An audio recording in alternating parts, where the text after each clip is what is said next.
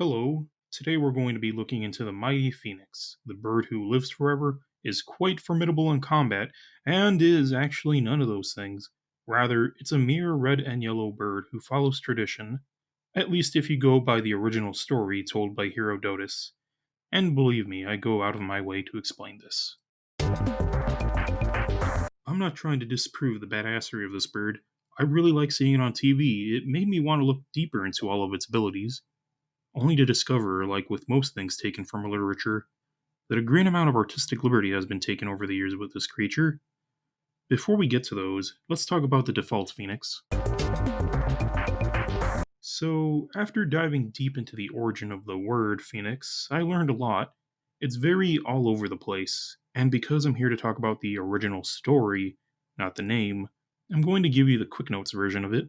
The first version of Phoenix was actually Ponoki from ancient Greece. Now, while the word Ponoki is a Greek word, the letters to make it were borrowed from West Semitic letters from the Phoenicians. Because those were really ancient languages, we're talking 10th century BC here, the word Ponoki could mean Phoenician bird or purplish red bird. However, because of how languages work, another word, Ponikipi, means dates of a palm tree. So, what does that mean? Do these words mean anything to each other?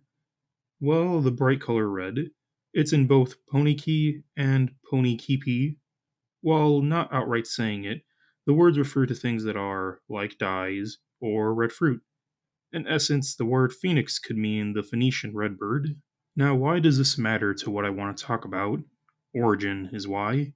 Because the word phoenix came from the Greeks, made possible by the Phoenician alphabet, and then was later adopted by Egypt. Yes, in Egypt it's actually a Bennu, but a lot of people called it a phoenix. 241 to 246, check description. And because Greeks made up the word, what they say is canon. Everyone else is just remixing their bird. That's my reason why I'm going with the Greek version of the phoenix to compare to the media. So, the original story of the phoenix by Herodotus goes like this. Every 500 years, the phoenix in Arabia will carry the corpse of its dad back to the Sun Temple. Dad's a bunch of bones by then, so it makes it a bit less traumatizing, but there's a lot of bones. So, Phoenix uses a hollowed out egg to package it all in for easy travel. Dad smells like shit though, so Phoenix adds some myrrh, a perfume to hide the odor. That's the story. The OG story of the Phoenix. No mention of rebirth, no mention of magic tears, no mention of fire, no godly wisdom. Rather, a bit of father son bonding.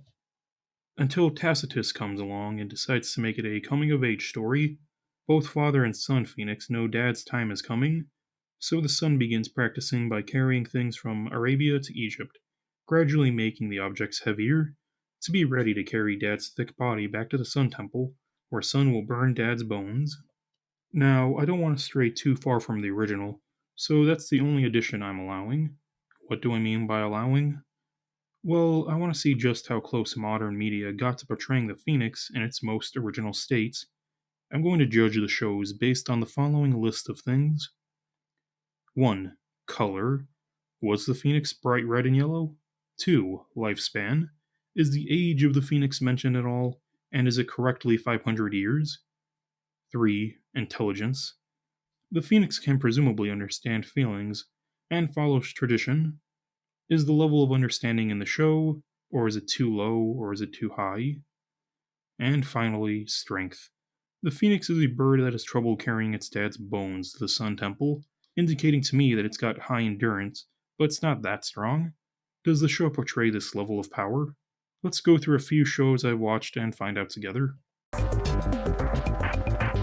Let's begin this search for accuracy in a place where accuracy means nothing. The show Billy and Mandy was a childhood favorite of mine. It's about two friends and death as their sidekick. The episode Firebird Suite is where we get this brief version of the Phoenix, emerging from a box of cereal. Let's talk about the Phoenix itself. Color, red and yellow. It's spot on. Easiest check mark marked. Now, I don't really mind the pattern of the colors, and there is no mention of that in the original story, but the name itself does mean redbird, and also does mean dates of palm tree, which are yellow and red. It is seen doing the famous regenerating ability that phoenixes are known for. However, this is not something that happens in the original story. Furthermore, Later tellings of the story state that it dies of old age, not being killed, as if it's killed, it doesn't regenerate. No check for strength. Taking a look at intelligence, we see that it's got a one track mind, eat the cereal, which doesn't demonstrate much. So, no check there either. Lifespan, it is not at all mentioned in the show, so no check. Overall, Billy and Mandy get an F. It's not the best show when it comes to looking for accuracy in the media, however. This is what I saw the Phoenix in as a kid, so it went into the list. The next place I'm going to be taking a look at for phoenixes is in the movie Harry Potter and the Order of the Phoenix, because of course I am. I did see this growing up too. I mainly remember the giant snake fight. Because I don't feel like watching a whole movie to gather information on a single character, I instead dived into the Wikipedia page for Fox the Phoenix. So let's begin our checklist. Color. I mean, the fellow's red and yellow. Good work, Harry. Lifespan. The wiki claims that Fox is an immortal being. This is not true if we're talking about the canon Phoenix. They do live for a long time, but do die eventually. No check here. Intelligence, and boy howdy is this a smart little fella. Maybe a bit too smart. I mean, it knows that it needs to be near its nest to die, and it died naturally of old age. That's accurate too. But the fact that it understood people is a bit too much. Like, it knows when a character needs something, that's too smart, so it doesn't get the mark. And finally, strength, which it also fails in. It is way too strong. Look, in the original, it can barely carry bird bones, and here, Mr. Fox apparently carried Harry Potter and friends all out of the Chamber of Secrets. It's just too far off, and doesn't get a check.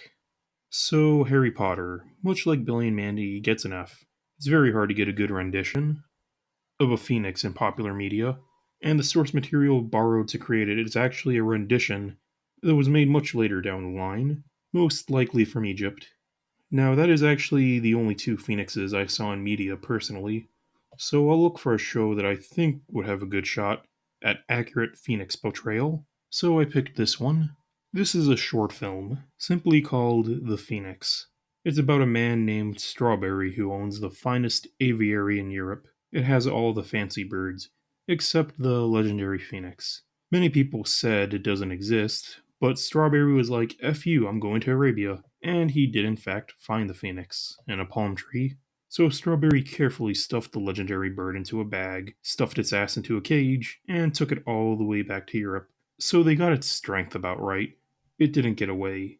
It stayed in the aviary, and boy howdy did people want to see that bird. It's been a few years, and the phoenix warmed up to the aviary and Strawberry. It was well fed, and the place had all its needs taken care of. There's even a scene where we see the phoenix admiring itself in a mirror. Now, most animals don't know what reflections are, but this fella sure does. That's why I'm giving it a check for intelligence. I mean, the mofo can't bring its dad's bones to the Sun Temple anymore since it's in an aviary. But for how much longer? Strawberry ended up kicking the bucket, and he died broke, so the aviary had to go up for sale, and with it, the birds too, including old Phoenix. London Times suggested it be sold to the zoo, where it'd be kept safe and all that for the remainder of its life. Strawberry's executives were like, nah, we're selling this bird to the highest bidder. Yeah, sell it to the obvious villain right there.